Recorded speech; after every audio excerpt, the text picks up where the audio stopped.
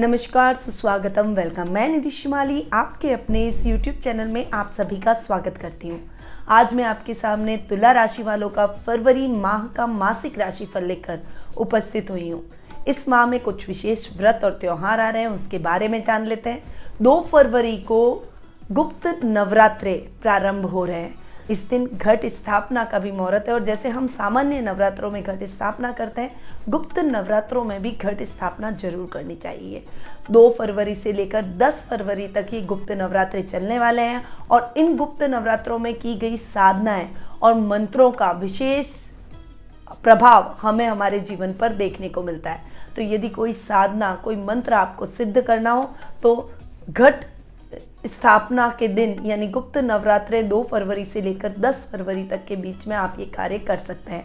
5 फरवरी को बसंत पंचमी का पर्व बहुत ही धूमधाम से मनाया जाएगा। इस दिन माँ सरस्वती की पूजा आराधना करने का विधान रहता है और जो वाणी से रिलेटेड काम करते हैं, जो शिक्षक है, जो स्टूडेंट्स है, जो संगीत के क्षेत्र में कार्यरत है, उन सभी के लिए ये दिन विशेष महत्व का रहता है। साथ ही विवाह के लिए ये दिन अभूतसावों के रूप में जाना जाता है, यानी इस दिन विवाह के लिए मुहूर्त देखने की आवश्यकता नहीं पड़ती है। 16 फरवरी को माघ पूर्णिमा का व्रत किया जाएगा। तो ये 3 विशेष रूप से व्रत और त्योहार है जो कि इस माह में आने वाले हैं। आगे बढ़ते हैं और जान लेते हैं कि इस माह में ग्रह गोचर की स्थिति कैसी रहेगी, क्योंकि ग्रहों की स्थिति पर ही मासिक राशिफल डिपेंड करता है।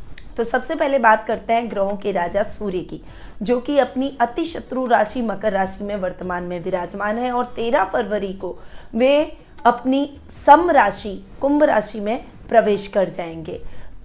बुध ग्रह की बात करें तो वे इस पूरे माह मकर राशि में विराजमान रहेंगे, 5 मार्च तक यहीं रहेंगे, जो कि इनकी शत्रु राशि है। मंगल ग्रह की यदि बात करूं तो वर्तमान में अपनी अति मित्र राशि धनु राशि में विराजमान है और 26 फरवरी को वे मकर राशि में उच्च के होकर विराजमान हो जाएंगे। गुरु ग्रह इस पूरे माह अपनी मित्र राशि कुंभ राशि में विराजमान रहेंगे।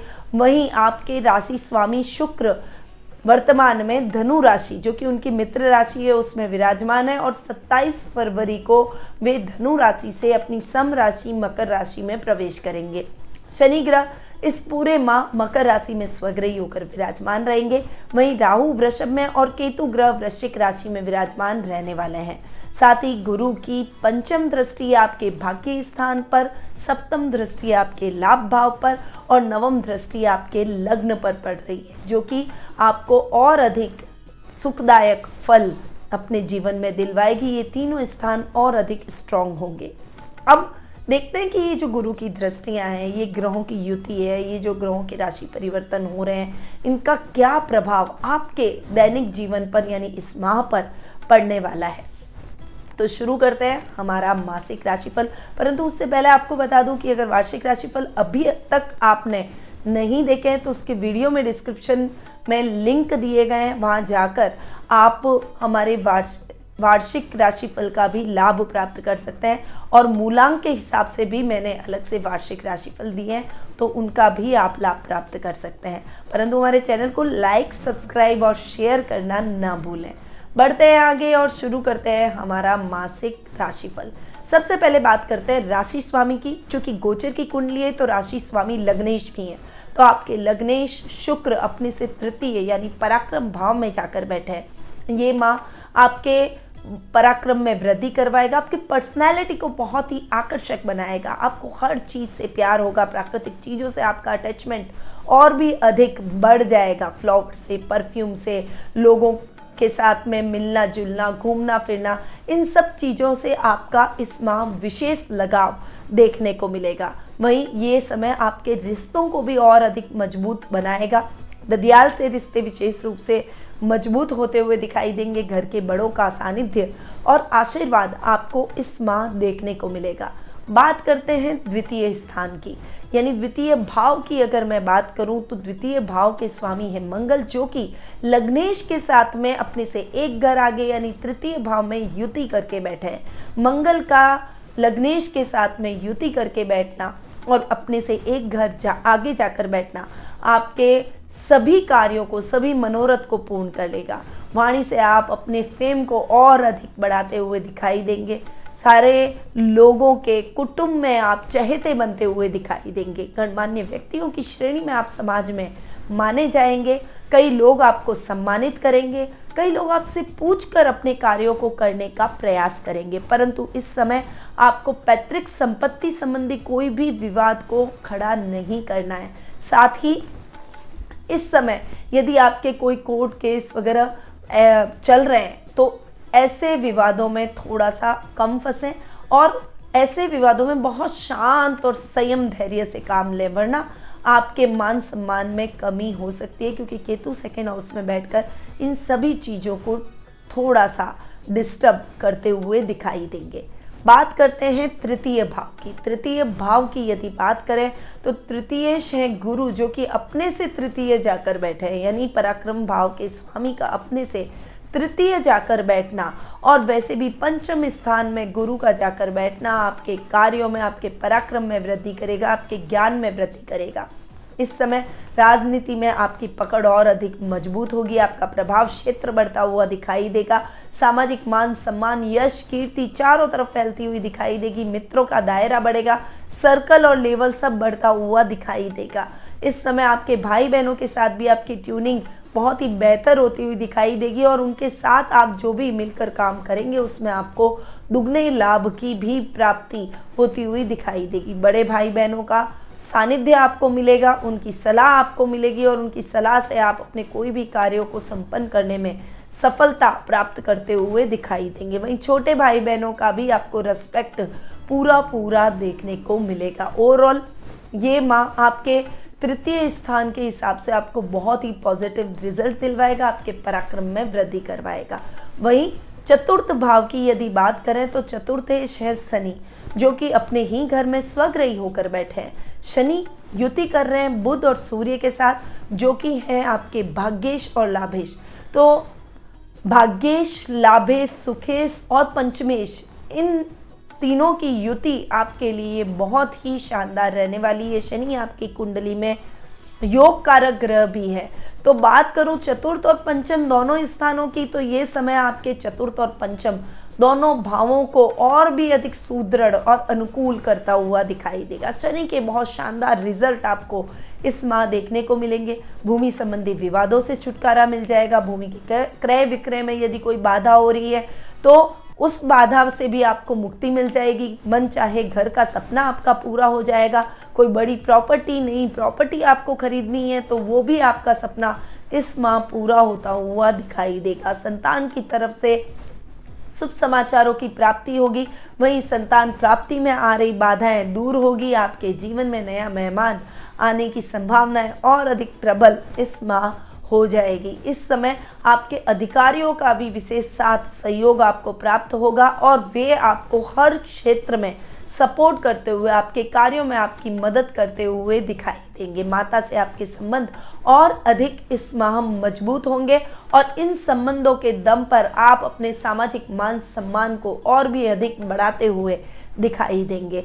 छात्रों के लिए ये समय बहुत ही बढ़िया और ज्ञानवर्धक रहेगा। आपकी मेहनत रंग लाएगी और आपने जो भी स्टडी की है, खासकर जो न्याय से संबंधित पढ़ाई कर रहे हैं, जो जुडिशरी की तैयारी कर रहे हैं, वकालत कर रहे हैं या फिर न्यायालय में किसी भी प्रकार के पद के लिए आपने आवेदन कर रखा है, तो इन क्षेत्रों में आपको बहुत शानदार सफलता ये माह दिलवा सकता है। यदि इस माह में अगर आपके एग्ज़ाम होने हैं या फिर कोई रिजल्ट आना है तो वो आपके लिए बहुत ही सकारात्मक साबित होगा। अब बात करते हैं षष्ठम भाव की, जिसे हम रोग भाव भी कहते हैं। तो रोग भाव के स्वामी का अपने से 12वें जाकर बैठना आपके रोगों में वृद्धि ला सकता है। इस समय खांसी, जुखाम, बुखार जैसी समस्याएं तो आपको होगी। साथ ही थायराइड के प्रति सावधान रहें और बीपी और शुगर के प्रति भी थोड़ा सा अवेयर रहें। इसके लिए आपको बहुत सजग रहना है। टेंशन नहीं करनी है, चिंता नहीं, चिंतन करें, ये मैं हमेशा बोलती हूँ, ताकि आप अपने जीवन में कोई सही डिसीजन पर पहुँच पाएँ और सही दिशा की तरफ आगे बढ़ पाएँ। अपने स्वास्थ्य के प्रति थोड़ा सा जो भी आप लापरवाही कर रहे हैं वो आपको भारी पड़ सकती है, इसलिए लापरवाही बिल्कुल भी न करें। इस समय आपके शत्रु पक्ष भी आप पर प्रबल होने का प्रयास करेंगे और काफ़ी हद तक अपने मंसूबों में कामयाब भी होंगे। इसीलिए इस समय आपको बहुत ज़्यादा सतर्क रहकर अपने कार्य क्षेत्र में भी आगे बढ़ना पड़ेगा। गलत मित्रों की संगति से थोड़ा सा बचें, और ऐसा कोई आपको लगता है कि ये व्यक्ति आपके जीवन में आकर आपके कार्यों में धीरे धीरे सेंध लगा रहा है, अगर आपको थोड़ी सी भी इंट्यूशन आती है तो ऐसे व्यक्ति से दूरी बना लें। उस व्यक्ति से घनिष्ठता बढ़ाने का कोई मतलब नहीं है। अपनी गोपनीय बातों को अपने तक और गोपनीय दस्तावेजों को सुरक्षित स्थान पर भी रखना बेहद आवश्यक है। अब बात करते हैं सप्तम भाव की। सप्तम भाव की यदि मैं बात करूं तो सप्तमेश है मंगल, जो कि पराक्रम भाव में जाकर विराजमान हो रहे हैं, बहुत ही बढ़िया बैठ रहे हैं। इस समय आपके व्यापार में आप उत्तरोत्तर वृद्धि करेंगे। अगर आप नया बिजनेस शुरू करना चाहते हैं तो साझेदारी में बिजनेस बिल्कुल भी शुरू ना करें। अकेले ही आप स्वतंत्र रूप से जो कार्य करेंगे उसमें आपको बहुत ही बढ़िया लाभ देखने को मिलेगा। खनिज पदार्थों से रिलेटेड जो लोग काम करते हैं, जिनका रासायनिक पदार्थों का काम है, कोई बड़ी इंडस्ट्री है, तो आपको उसमें बहुत अच्छा लाभ मिलेगा। इस समय नए नए सौदे आप तय करेंगे। वहीं दाम्पत्य जीवन में भी आपके जीवन साथी का मार्गदर्शन, प्यार और सहयोग आपको भरपूर देखने को मिलेगा। यहाँ तक कि आपकी देखभाल करने में भी उनकी महत्वपूर्ण भूमिका रहेगी। स्वास्थ्य के प्रति वो आपको सजग बनाते रहेंगे और आपके स्वास्थ्य का भी विशेष रूप से ध्यान रखेंगे। अब बात करते हैं अष्टम भाव की। अष्टम भाव की बात करें तो अष्टमेश है शुक्र, जो कि पराक्रम भाव में जाकर बैठे। अष्टमेश का पराक्रम भाव में जाकर बैठना आपकी रोजमर्रा की लाइफ को थोड़ा सा इजी कर देगा, पर इस समय आपको यात्राएं बहुत संपन्न करनी पड़ेगी। थोड़ा सा थकान, कमजोरी का अनुभव तो होगा, परंतु जिस भी उद्देश्य से आप वो यात्राएं करेंगे वो उद्देश्य आपका निश्चित रूप से सफल होता हुआ दिखाई देगा। इस समय आपके कार्य सिद्ध होते चले जाएंगे। कामों में आ रही अड़चनें आपकी दूर होती हुई दिखाई देगी। ये समय आपकी प्रगति को, आपकी उन्नति को बढ़ाता हुआ दिखाई देगा, परंतु इस समय आपको थोड़ा सा काम करने की प्रवृत्ति को और अधिक बढ़ाना है। कोई भी अनर्गल इन्वेस्टमेंट करने से आपको बचना है, क्योंकि भ्रम की स्थितियां राहु जरूर पैदा करेगा। अष्टम भाव में बैठा है तो थोड़ा सा धार्मिक प्रवृत्ति को भी बढ़ाएगा, पर आपके अंदर एक भ्रम की स्थिति पैदा करेगा। इस वजह से आप कहीं गलत निवेश ना कर दें। इसीलिए आपको गलत निवेश से इस माह बचकर चलना है। कोई भी निवेश करते समय अपने घर के बड़ों या किसी अनुभवी व्यक्ति से सलाह जरूर लें। अब बात करते हैं नवम भाव की। नवम भाव की बात करें तो नवम भाव के स्वामी है बुध, जो कि लग्नेश के साथ में और लाभेश के साथ में युति कर चुके हैं। इस माह आपके बुध के रिजल्ट बहुत ही शानदार देखने को मिलेंगे। गुरु की पंचम दृष्टि भी नवम भाव पर पड़ रही है, जो कि आपके लिए और ज़्यादा लाभदायक परिस्थितियां उत्पन्न करेगी। खासकर जो नव युवक युवतियां रोजगार की तलाश कर रहे थे, उनकी वो तलाश इस समय खत्म हो जाएगी। अगर आपके पेंडिंग पड़े हुए कार्यों की लिस्ट बहुत लंबी है तो आपके वो कार्य इस माह निर्विघ्न संपन्न हो जाएंगे। कोई विशेष कार्य सिद्ध होने से उसमें अच्छा खासा लाभ भी प्राप्त करेंगे और आपका मनोबल भी बढ़ता हुआ दिखाई देगा। धर्म कर्म के कार्यों से इस माह आप जुड़ेंगे और धार्मिक प्रवृत्ति से ओतप्रोत रहेंगे। पारिवारिक सदस्यों के साथ किसी धार्मिक स्थल की यात्रा भी इस माह आप करते हुए दिखाई देंगे। वहीं छात्रों के लिए हायर एजुकेशन के दरवाजे खुल सकते हैं। विदेशों में जाकर पढ़ाई करने के मौके भी इस माह आपको मिलते हुए दिखाई देंगे। इन मौक़ों पर आपको विचार करना चाहिए कि आप यहाँ पर शिक्षा ग्रहण करें या बाहर जाकर आप अपने भाग्य को आजमाएं। ये डिसीजन आपका है, परंतु आपको मौके और सुअवसर बहुत सारे इस माह देखने को मिल सकते हैं। ये महीना आपके भाग्य को और अधिक उन्नत और उज्जवल करेगा। शेयर मार्केट और लॉटरी में आपका इन्वेस्टमेंट इस माह अगर होने वाला है तो लॉन्ग टर्म इन्वेस्टमेंट कीजिएगा, आपको बहुत ही अच्छा फायदा होगा। अब बात करते हैं दशम भाव की। दशम भाव की बात करें तो कर्मशील रहना आपके लिए बेहद आवश्यक है। थोड़ा सा मन चंचल है जो कभी कभी भ्रमित हो जाता है और थोड़ा सा काम की प्रवृत्ति कभी कभी विचलित हो जाती है। जो कन्फ्यूज़न की स्थितियां बनी हुई हैं उस वजह से आप डिसीज़न नहीं ले पाते, तो डिसीज़न मेकिंग को आपको बढ़ाना पड़ेगा। कोई काम में अगर आपको अड़चन आ रही है तो अपने पिता की सलाह बेझिझक आप ले सकते हैं, वो आपको सही मार्गदर्शन प्रदान करेंगे और आपकी समस्याओं को सॉल्व भी करेंगे। ये माह आपके लिए बहुत ही बढ़िया नौकरी पेशा लोगों के लिए रहेगा। अफसरों का साथ और सहयोग आपको प्राप्त होगा, प्रमोशन और इंक्रीमेंट के चांसेस बनेंगे और साथ ही मनचाही ट्रांसफर के भी योग बनते हुए दिखाई देंगे। छात्रों के लिए ये माह बहुत अच्छा रहने वाला है, इसीलिए पढ़ाई में थोड़ा सा और एकाग्रचित होकर आगे बढ़िए। अगर इस माह आपका कोई बड़ा रिजल्ट आना है तो वो रिजल्ट आपके लिए आपके फेवर में सकारात्मक देखने को मिलेगा। अब आते हैं लाभ भाव पर।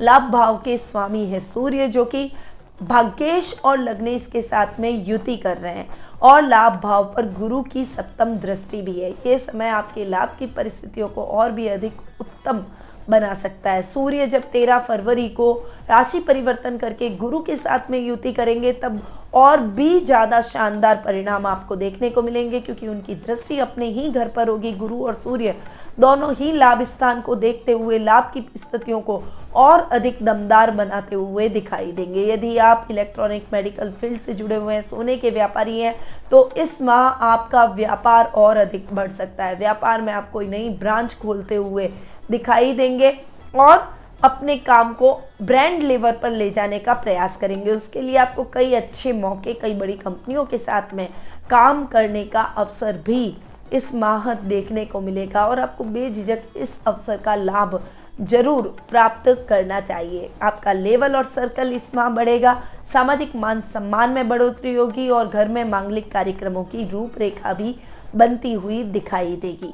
अब आते हैं खर्च भाव पर। खर्च भाव के स्वामी हैं बुध, जो कि सुख स्थान में जाकर लग्नेश के साथ में बैठे हैं। खर्च की स्थितियों को इस समय थोड़ा सा संयमित आपको रखना चाहिए। हालांकि बुध के रिजल्ट बहुत अच्छे मिलेंगे तो लाभ की स्थितियां बढ़ेगी, तो खर्च की स्थितियों की वजह से आपको दिक्कतों का सामना भी नहीं करना पड़ेगा। ये समय आपको आर्थिक रूप से इतना मजबूत कर देगा कि आप अपने सभी हॉबीज़ को, सभी महत्वाकांक्षाओं को पूरा करने में सक्षम हो जाएंगे। विदेशों से आपको बहुत अच्छा लाभ प्राप्त हो सकता है। किसी बड़ी IT कंपनी से आपको कोई बड़ा ऑफर इस समय प्राप्त होता हुआ दिखाई देगा। नौकरी करना चाहते हैं तो नौकरी के अवसर प्राप्त होंगे और अगर आप अपना खुद का काम बाहर फैलाना चाहते हैं तो उसमें भी आपको अच्छे सुअवसर इस माह देखने को मिलेंगे। जो अधिक नौकरी पेशा लोग हैं उनके लिए थोड़ा सा अपने कार्यस्थल पर संभल कर रहने का समय है। वैसे सहकर्मियों का तालमेल आपको बहुत अच्छा देखने को मिलेगा। आपके कार्यों में उनकी मदद बहुत ही अच्छी इस माह रहेगी। तो ये है कन्या राशि वालों का फरवरी माह का मासिक राशिफल। अब आते हैं शुभ तारीखों पर कि कन्या राशि वालों के लिए कौन सी तारीख शुभ है। तो 2 से 8 तारीख, 12 से 18 तारीख और 21 से 27 तारीख, ये तारीखें आपके लिए बहुत ही शुभ फलदायक रहेगी। साथ ही ध्यान देने योग्य तारीखों के बारे में भी जानना बेहद आवश्यक है ताकि आप उस समय सतर्क रह सकें। तो वो है 1 तारीख, 9 से 11 तारीख, 19, 20 और 28 तारीख। ये तारीखें आपके लिए बहुत ध्यान देने योग्य रहने वाली है। अब आते हैं तुला राशि वालों के शुभ रंग पर। तो अगर आप गोल्डन या फिर सुनहरे रंग का आप उपयोग करें, डार्क येलो कलर का आप उपयोग करें, लाइट पिंक कलर का आप उपयोग करें, तो ये माह आपके लिए बहुत ही अच्छा साबित हो सकता है। कोई भी इंपॉर्टेंट कार्य करने जाएं तो इन रंगों का उपयोग आप जरूर करें। अब आते हैं उपाय पर। अब देखिए, उपाय की यदि मैं बात करूं तो ओवरऑल ये माह वैसे बहुत अच्छा है, पर स्वास्थ्य की दृष्टि से देखें तो गुरु के रिजल्ट इतने अच्छे नहीं मिल रहे हैं। तो अपने वजन के बराबर चने की दाल का दान इस माह जरूर करें ताकि स्वास्थ्य संबंधी समस्या से आपको मुक्ति मिल जाए। साथ ही शुक्रवार के दिन आपको माँ लक्ष्मी की पूजा आराधना करनी चाहिए। श्री सूक्त का पाठ आप जरूर करें और लक्ष्मी नामावली का पाठ आपको विशेष रूप से शुक्रवार के दिन करना चाहिए।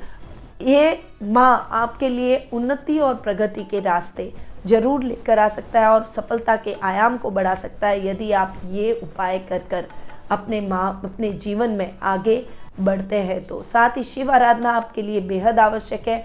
शिव भगवान की पूजा आराधना जरूर करें क्योंकि काल सर्प की स्थिति सभी राशियों को इस माह देखने को मिलेगी। अब क्या आपकी कुंडली में भी काल सर्प की स्थिति बनी हुई है? क्या आपको केमुंद्रम दोष या फिर लक्ष्मी नारायण जैसा शुभ योग आपकी कुंडली में गुरु चंद्र का गज केसरी योग भी बन रहा है, या आपके कुंडली के अंदर ग्रहों की पोजीशन के बारे में आप जानते ही नहीं है, तो आपके लिए जानना बेहद आवश्यक है, क्योंकि ग्रहों की चाल पर ही आपका भविष्य निर्भर करता है।